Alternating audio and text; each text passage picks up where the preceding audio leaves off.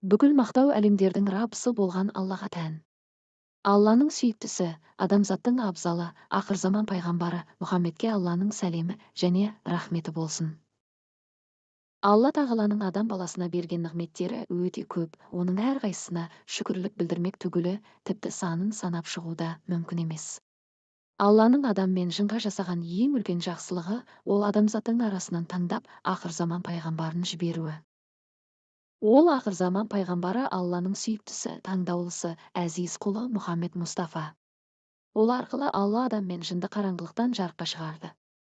Дүниенің түнегі мен ақыреттің қасіретінен құтқарды. Ол арқылы Алла өз қалауын білдіріп, дінін бекітті. Өзін танытты. Жалған мен шындықтың, дұрыс пен терістің, жақсы мен жаманның арасын ажыратты. Есі кеткендерге ескертті, тәубе қылып, құлшынғандарды қуандырды. Әлбетте, бұл Алланың үлкен жақсылығы. Тарихта кімге болсын соған ақырзаман пайғамбарының артынан ілесу нәсіп бола бермеген. Ол бір ерекше Алланың сүйген пенделеріне берген нығметі. Бұл жақсылықтың зор екендігі сол Құранда Алланың өзі иман келтіргендерге осы ісін артығырақ айтып міндет қылады. Құранда былай айтылған: расында Алла мүміндерге қамқорлық етіп, олардың ішіне өздерінен оларға Алла аятын оқитын, оларды тазартатын және оларға кітап, хикмет үйрететін елші жібергенін міндет етеді. Өйткені олар бұрын ашық адасуда еді. Алла тағаланың Құранда мынандай ғажап бір сөзі бар: расында Алла пайғамбарға рахмет етеді. Және періштелер салауат айтады.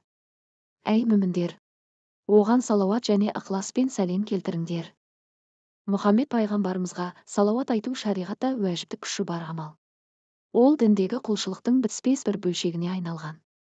Намазда, қажылықта, Құран оқығанда, сөз бастағанда, аяқтағанда, мәжілісте, мешітке барарда, қатты күйзелгенде, Алладан кешірім сұрағанда, үйге кірерде, бір нәрсені ұмытып есіне түсіре алмағанда, құда түсерінде, ұйықтағанда, ашуланғанда, Алланы еске алғанда, тағы да басқа өмірдің қай жағдайында болса да, Алланың елшісін еске алып, оған салауат айтуымыз тиіс екен. Әлбетте, ол кісіге салауат айтуымыз ол кісінің бізге мұқтаждығын білдірмейді, керісінше біздің сол салауат арқылы дәрежеміз көтеріледі. Үлкен сауапқа кенелеміз. Қиямет күні пайғамбарымыздың шапағатына ие боламыз. Салауаттың сан қырлы пайдасы көп. Оның қадір қасиетін бағамдау үшін ең негізгі пайдаларына жіті тоқталсақ. Бірінші пайдасы: Алланың сүйгенін сүйіп, көңілін табасың, оның әмірін орындайсың. Құранда расында Алла пайғамбарға рахмет етеді. Және періштелер салауат айтады. Әй мүміндер, оған салауат және ықыласпен сәлем келтіріңдер. Екінші пайдасы: қияметте пайғамбарға жақын болуымыз. Қияметтің қиын күнінде әркім өз басымен әлек болады. Сол күні Алланың мейірімі пайғамбарымыз Мұхаммедке ерекше ауады. Оның дұғасымен есеп бастайды. Оның шапағатымен кейбір қалаған құлдарының күнәсін кешіреді. Міне осы күні Алланың мейіріміне жету үшін қайсымыз Алланың елшісіне жақын тұрғысы келмейді. Әлбетте, адам мен жынның бәрі де ол кісінің жанында тұруды аңсайды. Кім тірі кезінде неғұрлым көбірек салауат айтса, ол қиямет күні соғұрлым Алланың елшісіне жақын тұрады. Хадисте келесіде айтылған: қиямет күні маған ең жақын адам, маған ең көп салауат айтқаны. Келесі пайдасы: Алла өзі сүйген пендесіне игілік тілегенді жақсы көреді. Сол үшін Алланың елшісіне бір рет жасалған дұға Алладан 10 есе мейірім болып қайтады. Кім маған бір рет салауат айтса, оған Алланың рахметі 10 есе жауады деген хадис бар. Төртінші пайдасы: бір салауат 10 күнәні жояды. Бесінші пайдасы: 10 есе сауапты нәсіп етеді. Кім маған бір рет салауат айтса, Аллах тағала оған 10 рет рахмет жолдайды, оның 10 күнәсі кешіріліп, 10 дәрежесі көтеріледі. Алтыншы пайдасы: 10 есе дәрежеңді көтереді. Бұған Абу Дардадан жеткен мына хадис дәлел. Менің үмметімнен қайсысы шын ықыласымен маған бір рет салауат айтса, Аллах тағала оған 10 рет рахмет жолдайды, оның 10 есе дәрежесін көтереді. Оған 10 сауап жазып, 10 күнәсін кешіреді. Салауаттың келесі пайдаларына өтпес бұрын естеріңізге сала кетейін. Көптеген адамдар алып, ризашылықтарын білдіріп жатқан Құрандағы 40 дұға атты электронды кітапша қазір сатылымда. Электронды нұсқада болуының себебі ыңғайлылық. Сіз оны телефоныңыздан оқи аласыз, дәптерге көшіріп жазып немесе қағазға басып шығарып қолдана аласыз. Ал егер біз бұл кітапшаны қағаз түрінде ұсынсақ, бағасы бірнеше есе қымбат болар еді. Біздің басты мақсатымыз сіздер үшін кітапшалардың пайдалы әрі бағасының қолжетімді болуы. Кітапшада ризық, береке, кешірім сұрау, иман байлығы және тағы да басқа тақырыпта дұғалар бар. Бағасы 50% жеңілдікпен бар болғаны 1000 теңге. Қолжетімді, арзан бағада алып үлгеріңіз. Сонымен қатар әр сатып алушыға сыйлыққа 5 керемет электронды кітапша беріледі. Олар пайғамбарлар дұғалары, кешірім сұрау дұғалары, ризықты арттырудың 15 жолы, ризық пен береке туралы 25 дұға және бүгінгі тақырыпқа сай мыңдаған сауабы бар 6 салауат электронды кітапшасы. Осы салауаттарды оқу арқылы Алла тағаланың қалауымен мол сауапқа бөленіңіз. Кітапшаларды алу үшін экранда көрсетілген нөмірге жеңілдік деген сөзді жазып жіберіңіз. Төлем жасап, электронды кітапшаларды бірден алыңыз. Алла тағала жасаған дұғаларыңызды қабыл етсін. Видеоның жалғасын бірге тамашалайық. 7-ші пайдасы сенің уайымыңды кетіріп, ісіңді оңайластыруға Алланың өзі жеткілікті болады. Алланың елшісіне бір сахаба: мен бүкіл дұғамды сізге ғана арнасам қалай болады деп сұрағанда, пайғамбарымыз: егер солай істесең, әлбетте Алла сенің дүниедегі де, ақыреттегі де қажеттілігіңді өтеген болар еді, деп жауап берді.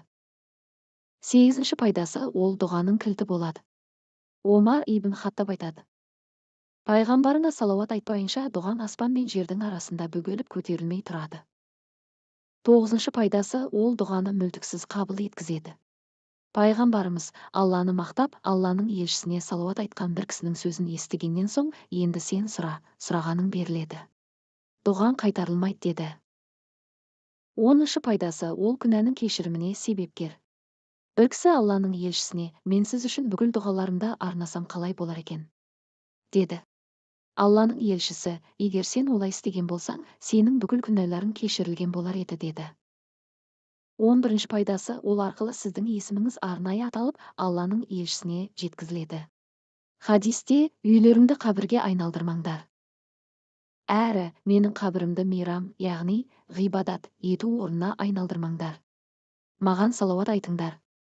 Себебі сендер қайда болсаңдар да, салауаттарың маған жетеді. Келесі пайдасы: періштелердің сіз үшін жасаған дұғасына лайықты боласыз. Хадисте: қандай бір мұсылман маған салауат айтса, періштелер ол кісіге дұға етеді. Қаласа ол кісі көбейтсін, қаласа мейлі азайтсын. Пайғамбарымыз: кім маған бір күнде 100 салауат айтатын болса, Алла оның 100 қажетін орындайды.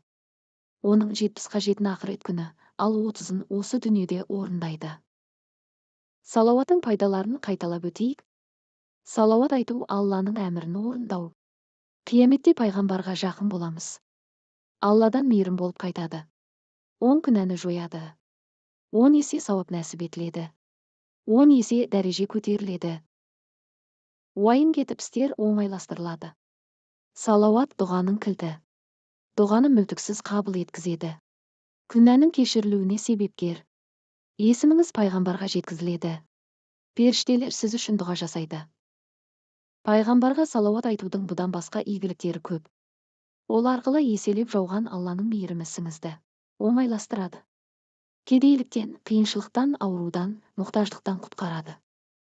Жүрегіне нұрды, өміріне берекені, игіліктерді алып келеді.